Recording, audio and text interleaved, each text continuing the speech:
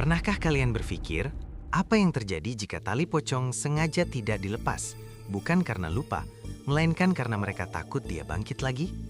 Inilah kisah nyata dari sebuah desa terpencil yang kita sebut saja Desa X. Malam itu, angin berhembus sangat dingin, membawa aroma bunga kamboja dan tanah basah. Warga desa berkumpul dalam diam, menguburkan Pak Kades, seorang pemimpin diktator yang semasa hidupnya mempraktikkan ilmu hitam. Mereka menyembunyikan ketakutan yang luar biasa. Alih-alih melepaskan ikatan tali kafan sebagai syarat terakhir pemakaman, para sesepuh desa saling mengangguk dalam bayang-bayang gelap. Mereka sengaja membiarkan tali pocong itu tetap terikat kuat di kepala, leher, dan kaki jenazah.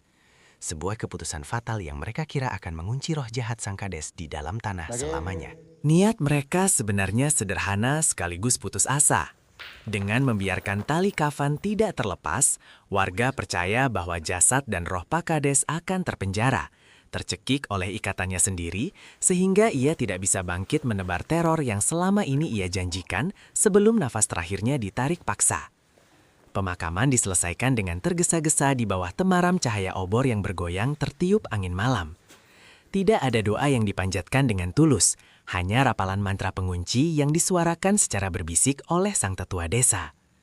Setelah gundukan tanah merah terbentuk, mereka bergegas pergi meninggalkan makam itu tanpa pernah menoleh ke belakang, berharap semuanya telah berakhir.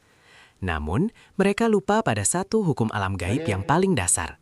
Menahan roh yang penuh dendam dengan cara yang salah, sama saja dengan menciptakan sebuah kutukan dan monster tak terkalahkan. Malam pertama setelah pemakaman, udara di Desa X terasa berbeda. Hawa dingin merasuk hingga ke tulang sumsum, membuat anjing-anjing liar yang biasanya menggonggong, saling bersahutan kini bersembunyi sambil melolong panjang ketakutan. Kegelapan menyelimuti setiap sudut desa, seolah-olah bayangan malam itu sendiri hidup dan bernapas. Tepat pada tengah malam, keheningan desa dipecahkan oleh suara aneh. Bukan suara langkah kaki, melainkan suara gesekan sesuatu yang berat diseret melintasi tanah berbatu. Suara itu berasal dari arah pekuburan di ujung desa, perlahan tapi pasti merayap mendekati perumahan warga. Roh Pak Kades ternyata tidak terkurung sama sekali. Ikatan yang menyiksanya di liang lahat justru memicu amarah luar biasa dari alam kubur yang kini menuntut balas. Kutukan pocong itu pun dimulai. Warga yang mengurung diri di dalam rumah mulai merasakan teror psikologis yang tak tertahankan. Dari balik pintu dan jendela, mereka mendengar suara benturan bertubi-tubi. Bukan ketukan tangan manusia, melainkan suara dahi dan kepala yang dibenturkan dengan kasar ke kayu pintu. Duk, duk, duk. Sosok pocong Pak Kades mendatangi satu persatu rumah warganya, menuntut pembebasan atas ikatan yang terus menyiksa raganya di alam gaib. Rasa sakit dari ikatan yang mencekik itu telah mengubah rohnya menjadi entitas kegelapan murni yang penuh dendam kesumat.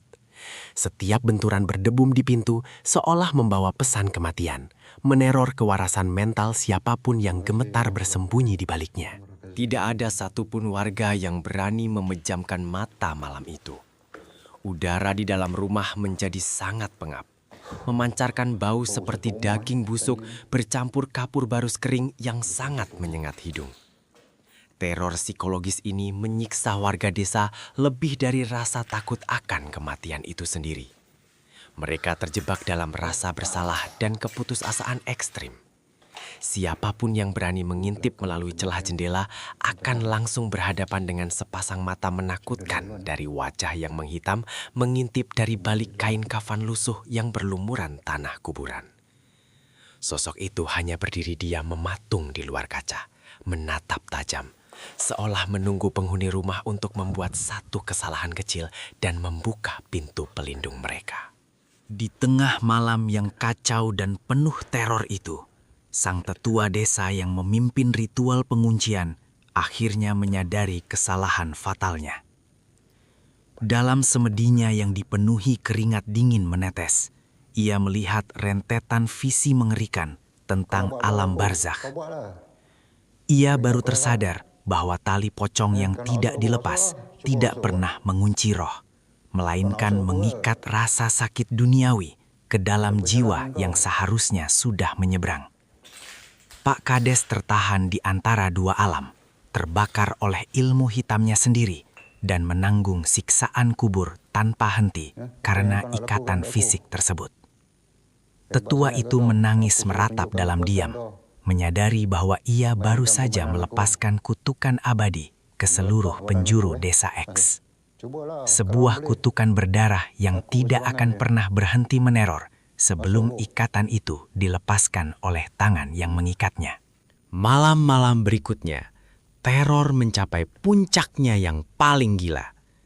Sosok mengerikan itu tidak lagi mendatangi rumah demi rumah, melainkan memanggil seluruh warga desa ke tengah lapangan gelap.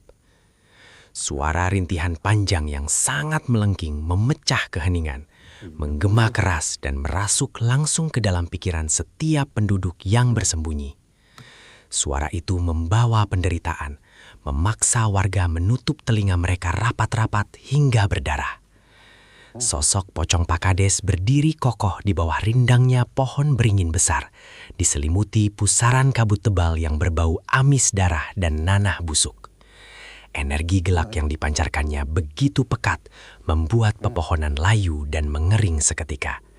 Siapapun yang berani melangkah keluar untuk menatap wujud aslinya, konon akan langsung kehilangan kewarasan jiwanya untuk selamanya. Hingga hari ini, Desa X telah berubah menjadi desa mati yang namanya dihapus selamanya dari peta. Sisa warga yang masih selamat memilih melarikan diri di tengah malam buta, meninggalkan rumah, harta benda dan seluruh kenangan mereka.